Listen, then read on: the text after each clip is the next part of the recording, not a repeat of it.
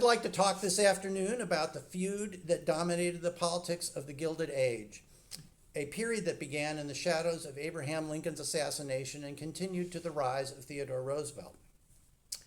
Whether we like it or not, stories of personal animosity and struggles for power are a fact of life in American politics, and they have been since the earliest days of the Republic. Consider Hamilton and Jefferson, Andrew Jackson and Henry Clay, Teddy Roosevelt and William Howard Taft, LBJ and Robert F. Kennedy. And today, well, I'm just going to let your imagination fill in the rest of that period. Just suffice it to say, this has been going on for a long time. And today, I'd like to talk about one of the most dramatic and long-lasting of these feuds, one that began with a withering string of insults on the floor of the House in 1866. The antagonists were a pair of talented and ambitious Republicans. James G. Blaine was a charismatic former newspaper editor from Maine, whose gift for extemporaneous speaking and reading public opinion earned legions of admirers and antagonized many others. There has probably never been a man in our history upon whom so few people looked with indifference, a contemporary of Blaine's wrote. He was born to be loved or hated. Nobody occupied a middle ground as to him. Roscoe Conkling was an attorney from upstate New York with a taste for loud attire and a habit of belittling colleagues and opponents. Vain, handsome, and physically imposing, he considered himself the smartest man in the room, any room, and preferred to prosecute rather than persuade when he addressed his colleagues. Journalist George Alfred Townsend put it this way: "Without malignity," Townsend wrote, "Conkling is nothing." Blaine and Conkling would one day rank as two of the nation's most prominent politicians, but when they crossed swords in April 1866, they were backbench members of the House, debating whether to abolish the Army Bureau that managed the draft during the Civil War. Conkling wanted to shut down the Provost Marshal's Bureau and attacked its commanding officer, General James B. Fry, as incompetent and corrupt. Blaine defended Fry. A series of tense exchanges ensued. A week later, Blaine had the House clerk read into the record an inflammatory letter from Fry in which the general not only defended his conduct, but alleged that Conkling had improperly ignored corruption by draft officials in his hometown of Utica. Conkling denied the allegations and sneered that if Blaine had the least idea how profoundly indifferent I am to his opinion on the subject which he has been discussing, or upon any other subject personal to me, I think he would hardly take the trouble to rise here and express an opinion. Conkling was accustomed to berating opponents. What happened next caught him completely off guard. Blaine launched an impassioned and memorable diatribe. "The contempt of that large-minded gentleman is so wilting, his haughty disdain, his grandiloquent swell, his majestic, supereminent, overpowering, turkey-gobbler strut has been so crushing to myself and all members of this House that I know it was an act of the greatest temerity to venture upon a controversy with him." Blaine wasn't done. He noted that Conkling had recently been compared favorably to a highly regarded radical Republican congressman from Maryland. "The analogy has given his strut additional pomposity," Blaine continued, "and was like comparing mud to marble, dunghill to diamond, a singed cat to a Bengal tiger, a whining puppy to a roaring lion." Conkling was not given to introspection or displays of vulnerability, but Blaine's devastatingly accurate outburst cut to the quick. Conkling promised a colleague he would never overlook it. Over the next 2 decades, at political conventions, in the behind-the-scenes battle for power and influence in the administration of President James A. Garfield, and during Blaine's campaign for the presidency in 1884, he made good on that vow. The story of the rivalry between Blaine and Conkling unfolded against the backdrop of an era that has gotten little attention in popular culture. Historian Richard White says that until recently, the Gilded Age has been regarded as historical flyover country. But that appears to be changing, and it's no wonder. Wrenching economic change in the nation's cities and on its farms was accompanied by 2 of the worst economic depressions in American history, 1873 and 1893. Farmers and organized labor rallied for radical change to ensure that they could keep afloat in a system that favored the interests of financiers and industrialists. Once enslaved, black Southerners faced murder and mayhem as they attempted to exercise their civil and political rights in the states of the old Confederacy. Chinese immigrants encountered racist hostility on the Pacific coast. The U.S. Army waged a ruthless and bloodthirsty war against Native Americans in the West. Americans of all parties became increasingly incensed by the specter of political corruption in Congress, state houses, and city halls. Blaine and Conkling confronted each of these issues and each other in ways that reflected their profoundly different personalities. Blaine was a temperamental as opposed to an ideological conservative. He resisted radical change and paid close attention to public opinion. He demagogued on issues ranging from pardoning Jefferson Davis to Chinese immigration. Drawing on his background as a newspaper editor, he cultivated relations with the growing and increasingly influential collection of correspondents who reported on Washington news for readers back home. Conkling was an eloquent opponent of slavery who once called the practice a barbarous and detestable crime, but carefully adhered to the party's position on enslavement and its aftermath. Conkling considered politics and power to be synonymous. He prioritized the business of running a political organization, winning elections, and putting loyal foot soldiers in government jobs over how the power that he accumulated was to be used. His contempt for political reformers knew no bounds. In one of his most famous speeches, Conkling denounced civil service crusaders as the dilettante and carpet knights of politics, and followed up with this observation. When Dr. Johnson defined patriotism as the last refuge of a scoundrel, he was unconscious of the then undeveloped uses of the word reform. Blaine and Conkling fought their battle on political terrain that bears little resemblance to the superficial news cycle-driven era in which we find ourselves today. In the 19th century, the closest approximation to what we would call today the electronic media was the telegraph. The soundbite was unknown. Politicians, Conkling being a prime example, regularly delivered hours-long speeches that were judged on rhetorical grounds as much as on their substance. Orators addressed their audiences on the campaign trail and in cavernous convention halls without the aid of microphones, and relied on lung power alone to make themselves heard. Americans followed events in Washington through the pages of the daily newspapers that served local communities and proliferated after the Civil War due to advances in printing technology. Patronage played a prominent role in the era's politics. Today, almost 145 years after the passage of the Pendleton Civil Service Act, we are used to the idea that government positions are filled on merit. In the Gilded Age, the practice of putting political supporters in government jobs was practically universal. Patronage employees paid a portion of their salaries to their sponsors and worked as foot soldiers in political campaigns. The reformers of the day, who turned up their noses at the practice, have won the argument. But modern historians like John Greenspan are coming to see the question differently. Patronage meant that black Southerners and urban white working class inhabitants of northern cities, who might otherwise be excluded from politics, played a vital role in campaigns and elections. Far from considering themselves exploited or abused, Greenspan argues that most patronage workers willingly performed their political duties and paid their political sponsors a portion of their salaries. It is a testament to their skills as politicians that Blaine and Conkling prospered in this fraught environment. By 1876, they had positioned themselves as potential successors to Ulysses S. Grant, who was nearing the end of his second term as president. Blaine served 6 years as Speaker of the House and led the Republican minority in the chamber after that. Conkling entered the Senate just before Grant won his first term as president, and by 1870 ascended to the leadership of the Republican Party in New York, the nation's most populous state.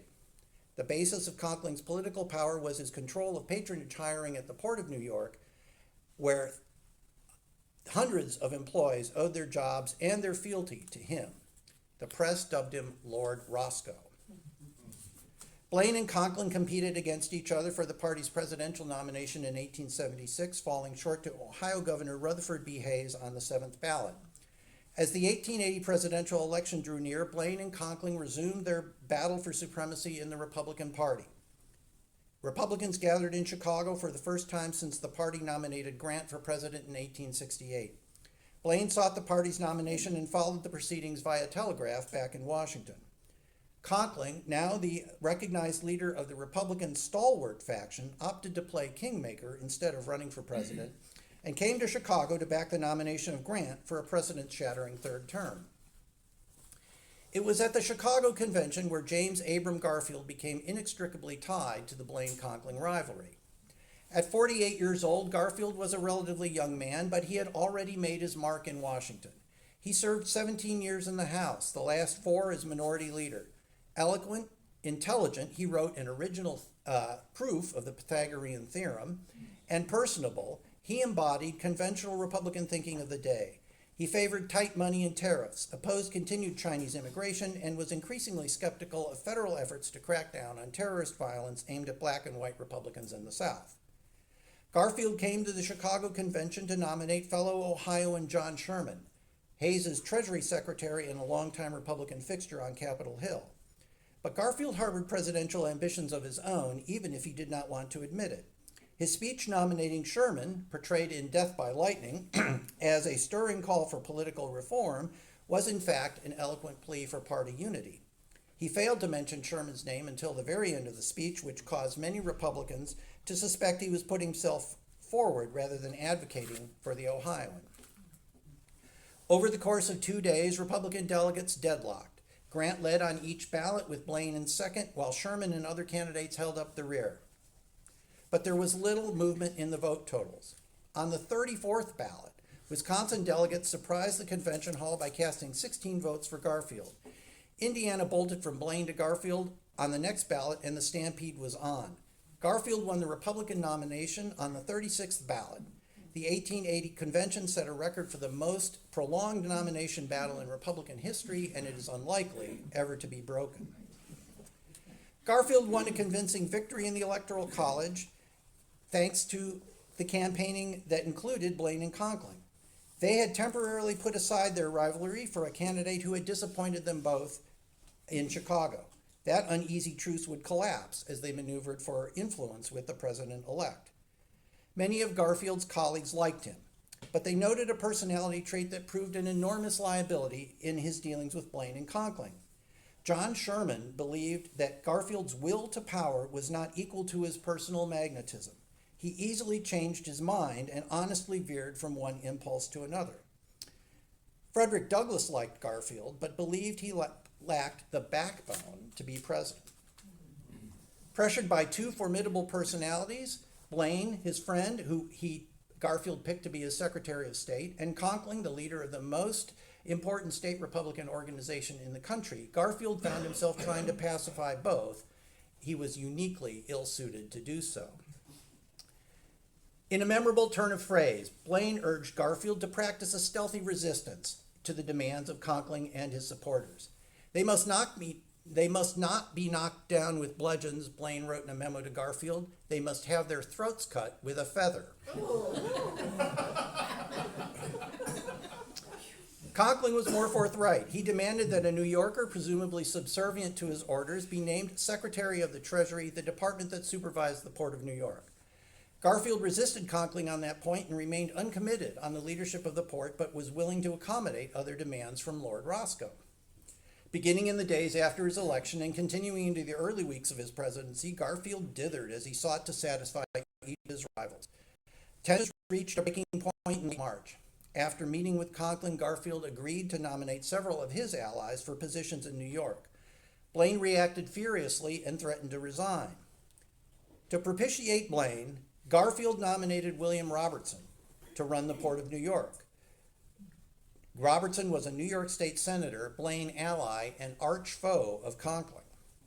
But Garfield remained eager to pacify Conkling and even offered to withdraw the Robertson nomination.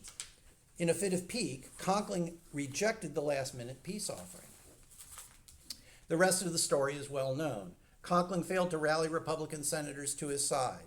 He and his New York Republican Senate colleague, Thomas Platt, resigned in the Senate on May 16th. The Senate approved the Robertson nomination on May 18th.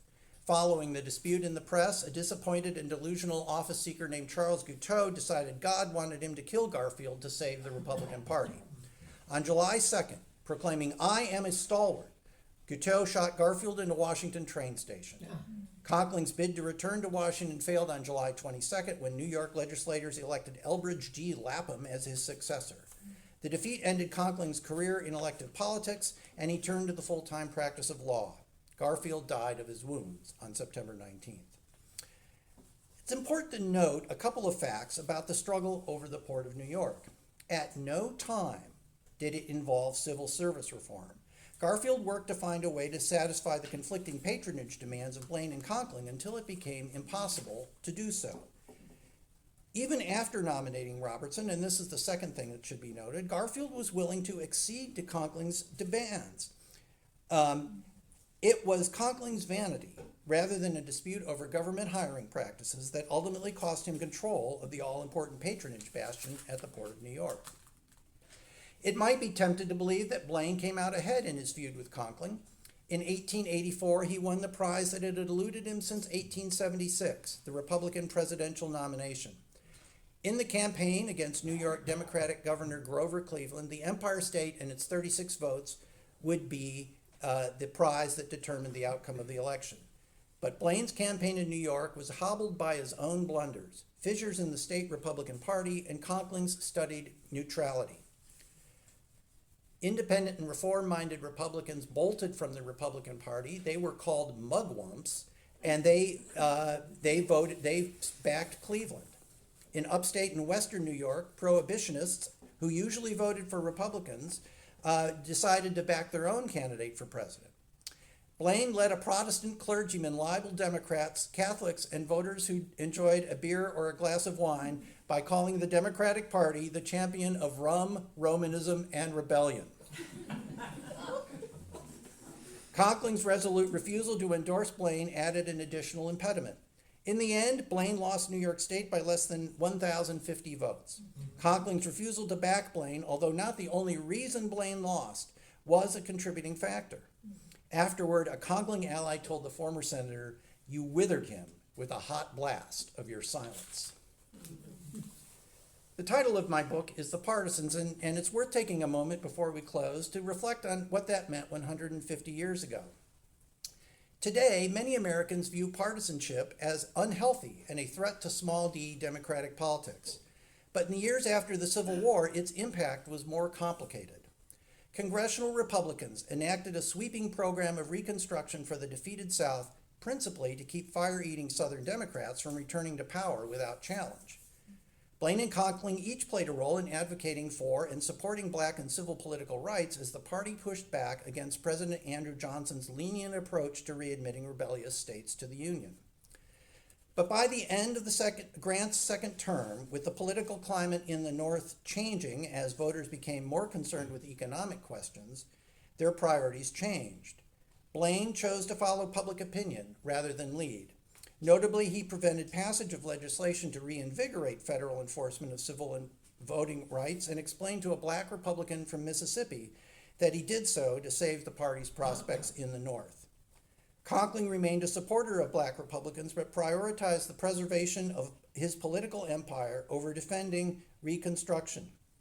Partisanship accomplished great things immediately after the Civil War, but it also explains the Republican retreat from Reconstruction that began at the end of the Grant administration and accelerated during Hayes's presidency.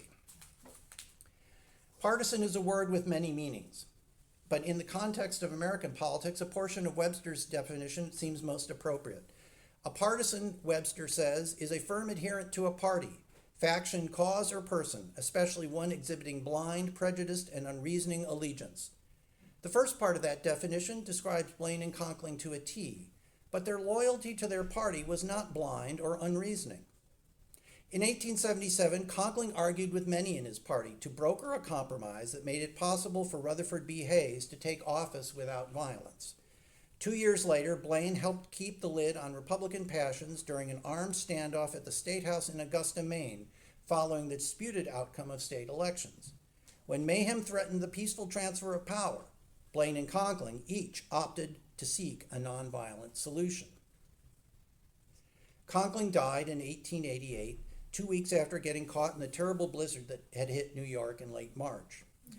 Blaine died 5 years later after serving as President Benjamin Harrison's Secretary of State. The Washington Post summarized the story of their rivalry this way. It was the misfortune of Mr. Conkling to incur the hostility of Mr. Blaine, and it was equally the misfortune of Mr. Blaine to make an enemy of Mr. Conkling, the Post editorialized. Their party and the country suffered from the factional strife thus engendered. The lives of both men were marred by the incidents growing out of that conflict. Mr. Blaine certainly would have been, and Mr. Conkling might have been, president if they had remained friends.